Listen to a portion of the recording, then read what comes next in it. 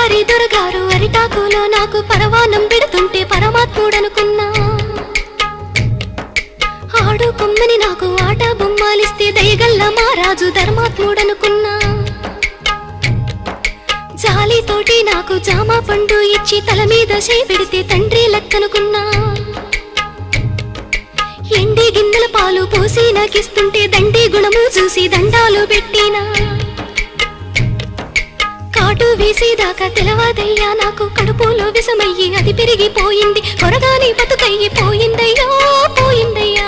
కొరివి పెట్టి సాగ నంపాలయ్యో సంపాలయ్యా.